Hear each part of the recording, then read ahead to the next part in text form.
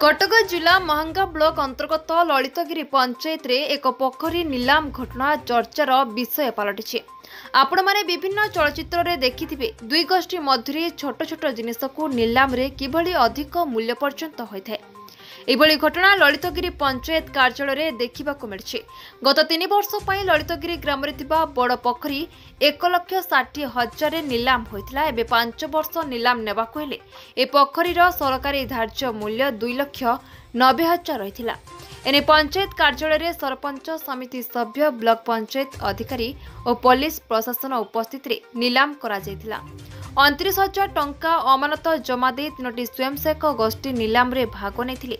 नीलाम अधारू जड़े स्वयंसेवक गोष्ठी अहरी जाइथिबा बेले समृद्धि स्वयंसेवक गोष्ठी और मां समलेश्वरी स्वयंसेवक गोष्ठी मध्य नीलाम डका को ने प्रतिद्वंदिता होइतिला। 20 लाख टंका 5 वर्ष पय समृद्धि स्वयंसेवक गोष्ठी नीलाम नेथिला। आगामी 5 दिन मध्य नीलामधारी को पंचायत रे 17 लाख टंका अमानत देबाकू पड़िबो, नहेले आईन अनुसार कार्यानुष्ठान न्याजिबो बोली नीलाम अधिकारी कहिसंती। एते अधिक मूल्यर नीलाम आगुरु केबे होई नथिबा बेले याकु नै चर्चा देखा दैछि। पूर्व Odisha bureau chief Ramesh Sahu report, संग्राम टीवी। समिति सभा ललितगिरी पंचायत रे जो ऑक्शन होतला बड़ पोखरी कौन किए भाग नहीं आज जो आम नीलाम चलला ये 3टी एसएचजी भाग नहीं माँ समलेश्वरी, माँ संतोषी और समृद्धि एसएचजी नहीं सब अधिका समृद्धि एसएचजी ग्रुप 20 लाख टंका नीलाम नेले एवं आसंता बुधवार सुधा नीलाम मूल्यर 75 भाग प्राय 15 लाख पाखापाखि से डिपोजिट करेंगे और डिपोजिट कर सारा नीलाम हकदार है।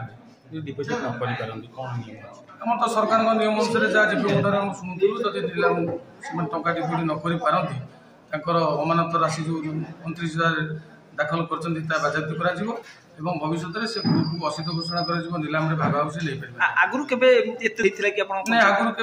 नथिला हमर पाखापाखि 2 लाख 3 वर्ष जो प्रथम थर होता आगुरी बड़ पोखरी गाँव वाला समस्ते माछ खाऊले गाँ पोखरी थी पंचायत आयत को आसी नाला।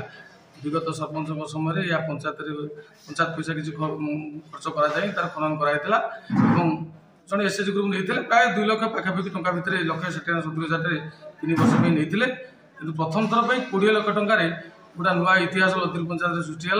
20 लाख टंकार माँ समृद्धि एसएचजी ग्रुप आज नीलाम इनकम हुए ना कौन से कथा आम कहीपर जेहेतु नीलाम गोटा जिदी जिदा पर चलला अनुभव कली गोटे बसी जहाँ देखिली गोटे जिदी जिदा पर चलला जहाँकि 20 लाख जेपर्यंत से मूल्य डिपोजिट न कर आम विश्वास पाऊन प्रकृत 20 लाख टंकार नीलाम होगा कायम हम कि माने माने आउ थे को ग्रुप रे आज जो एसएचजी ग्रुप आपन जो भाग नहीं बड़ पोखरी ललितगिरी ऑक्शन में माने केते टंका रे आपन नीलाम 20 लाख केते बेस प्राइस थिला प्रथम रो कोन 3 लाख 2 लाख लगे सरकार ठकथिला तनु डाके जाके से ग्रुप मिलले एतर बड़ पोखरी के ग्रामवासी माने समस्त खा विभिन्न माने गाँव लोक आसी माछ खाउथिले किंतु आज से पोखरी नीलाम डका होछि। ललितगिरी गाँव रो किछि माने लोक नीलाम डका हला आपन नीलाम नै हां मु नीलाम नै एसएचजी ग्रुप समृद्धि आपन केते कोन भाबुचंदी आगामी दिन रा द्वारा हां हां आपन ग्रुप रे अभी अछंती आउरी मेंबर ये माछ जेमती विभिन्न प्रकार सरकार योजना रे भी व्यवसाय करछनी एसएचजी माने माछ जो 20 लाख हां हमें से नै छु हमें माछ चाष करबो निश्चित पड़े बाहर कर माछ बस आपन बुधवार पर्यंत समय दिया छै जपरंत आम प्रकाटन न देइ छै सब न करथानी देइ सला पर जानि छै मोर पर नीलाम दे सरपंच ललितगिरी ग्राम पंचायत आज आम पंचायत रे 5 गोटी पोखरी पाई नीलाम नोटिस दिया जायतला। वर्तमान ललितगिरी बड़ पोखरी पाई नीलाम नबा पाई आदरे 3टी ग्रुप भाग नहीं से 3टी ग्रुप है संतोषी एसएचजी, समलेश्वरी एसएचजी, समृद्धि एसएचजी। से नीलाम 2,90,000 गवर्नमेंट धार्य मूल धार्य थिला। वर्तमान 20 लाख टंका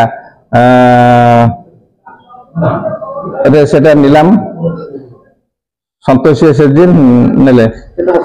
ସେଟା 5 ବର୍ଷ ପାଇଁ ନେଲେ डिपोजिट करिए सेटा आसंता बुधवार दिन तांकर 75% टंका डिपोजिट करिए डिपोजिट न करि करले डिपोजिट न करि पारले सेटा तो कैंसिल हो सेटिंग आईन अनुसार जहाँ तार विधि थी तापर कार्यानुष्ठान हम को अफसर आधे आम ग्राम पंचायत ये जीपीओ सार थे आम एग्जीक्यूटिव सार थे प्रोटेक्शन जो होगी कौन शांति श्रृंखला रक्षा पुलिस प्रोटेक्शन करा